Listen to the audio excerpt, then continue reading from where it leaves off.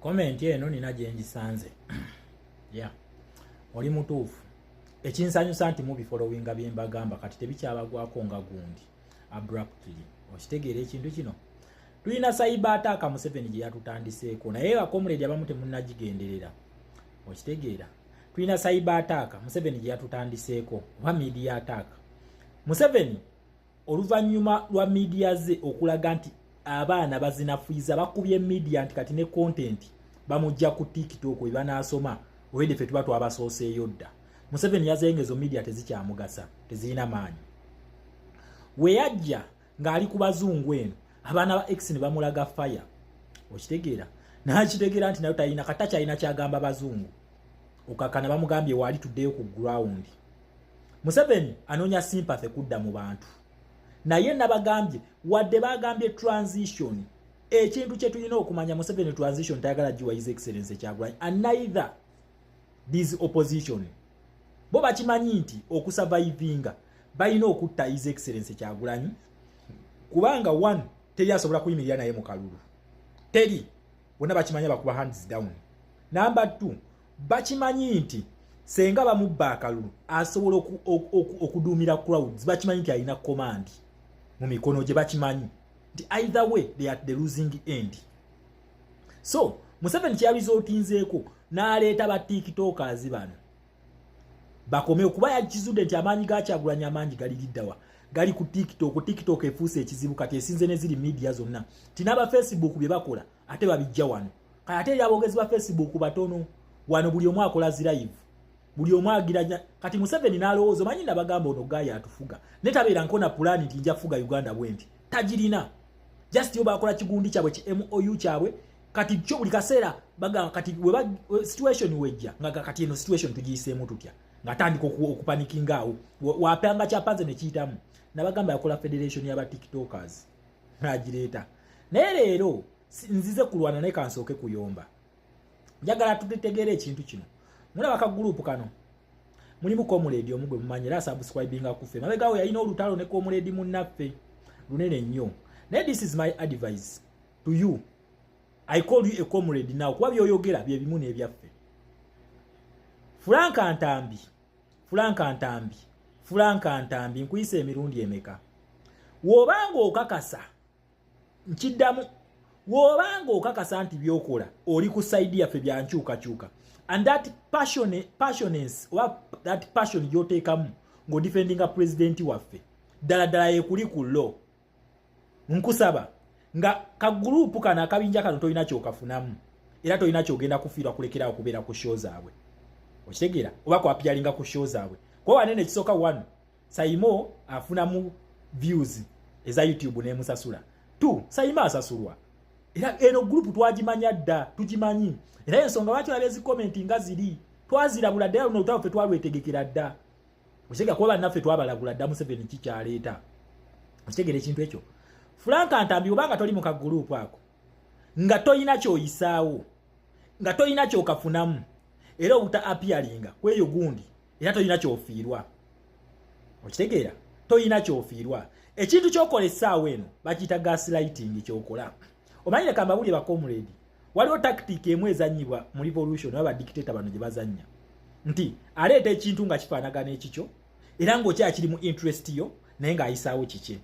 Frank Ntambi mweno video only that twabadde busy nnyo mweno video was vigorously defending the president from the fools naye nga omusiro mumanyi nti wa MK asubscribinga ku PLU omusiro omulala naye wa PLU okitegeera kati waliwo bambikana akavubuka kannaffe kano ensike yakwata kayina t-shirt ezi 2 n'obukooti obu bubiri kati nako kamanyi nti wekana jeo tactic okusabula president mbunako bajja kayita kabeereko gye kasubscribinga bakoocheeyo nja kujjamu ngamba gasse wa mulebe kigeno ya Frank Ntambi yekka gwe njagala nsooke nzijeyo such that fragments tezimugwira kuba wetulaga wagenda kuba wazibu nnyo okitegeera. So Frank Ntambi obanga toli mu group eno omanyi ne mu lutalo wabeerayo omuntu akwata emikono mulala najja nakkuba naye ng'ono yeefula nti akutaasa naye nga akutta emikono.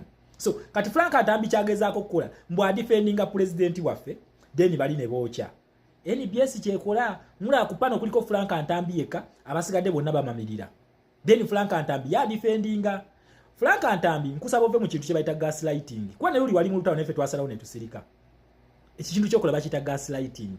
Weefuula nti odifendinga kumbo mwocha musajja. Naye tunajja okulumba. Naye togenda kuluwona. Just luli wali mu lutawo lwa muntu omu. Naye phase we nakutulako yonna naye tojja kuwona. Otherwise, okwewonya ebikompula ne fragments okukuba. Wobanga tolina kyofunamu. Nkusaba. N'okubaviira era tolina kyogenda kufiira. Kwa mu revolution teriyo kintu kye bayita we agree to disagree. Tekiriyo. Mu revolution tekiriyo. Revolution erina ebintu bibiri. Bakiyita fight or defend. How do you defend? By fighting back. Oshitegera. So totuula kupanaawo otagenda nga ago defendingira mbana abasiru. Oba okola ekintu kye bayita gaslighting. Revolution erina side bbiri. Either with us or not with us. Oshitegera. So mwocho omusajja ne gwe weefuula nti odifendinga. Oyogera Frank Antambi ono njagala mulayi move gyakola. Ayogera eddakiika egi n'ayogera ekigambo kimu bali ne bamamirira. Okitegera njagala mwetegereze nnyo Frank Antambi program zino nzo okuva yabeera mu lutalo ne ba comrades zijja mu followinga mulaba. Naye obanga toli omu ku bo nkusaba Frank Antambi soko oveeyo fe group gitulekere tujooche. Okitegera gitulekere. Naye bwe tunajja okugira nga kasita mulinamu n'owamwe Frank Antambi. Sikulumbye. This is my advice. Wobanga okakasa tolina kyofunamu eyo group n'okugivaamu era tolina kyogenda kufiirwa. Then number 2. Bazadde b'abaana. Okitegera? Bazadde b'abaana. Bana abaana bato nnyo mu kintu kye mubateekamu. But because of greed for money, abaana bano mbatadde mu bintu bino. Bana abaana future yabwe mugenda gimugitaddewa. Secondly, bino ebintu bya ddala betulimu bannange. Abantu battiddwa abantu baabwe. Abantu bali maziga olw'abantu baabwe.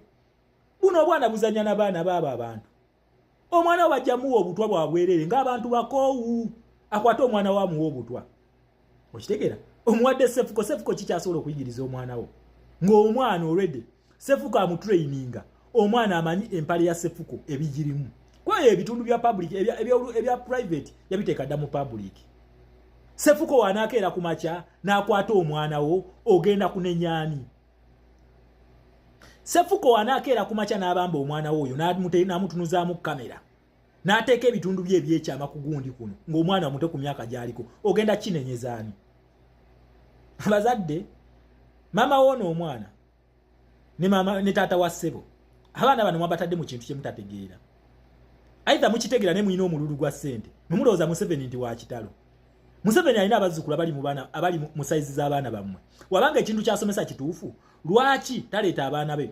Twa president waffe ng'ataddeyo Suubi ataddeyo bannamagembe bonna abaleeta mu kamera kubanga ekintu kyaliko nsonga ntuufu. Museveni lwaki taleeta ku bazzukulu be n'akozesa baana bammwe? So before you have greed for money musooke mulowooze ku future y'abaana abaana bammwe bajja battira bwereere. Nze kino nkibabuulira abantu bakoowu. Last but not least, nebaza nnyo bakomuledi mwena abalumbi ekiwala kino ki plan B. Okitegeera? Ono plan B alowooza oyamanyira abakadaama ne bino byagenda ogira. Plan B bino bya ddala. Okitegeera? Bino bya ddala. Keeka n'akabinja katandise okuvaayo konna.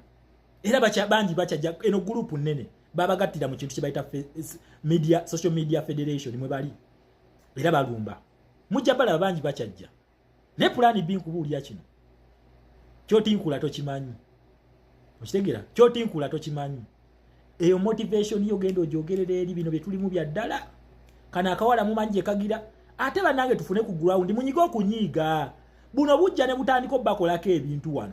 Ate ne mmala namwe ne mubusembeza. Buyita mummwe. Lwaki tokola ky'olina okukola kyesijja kwogera?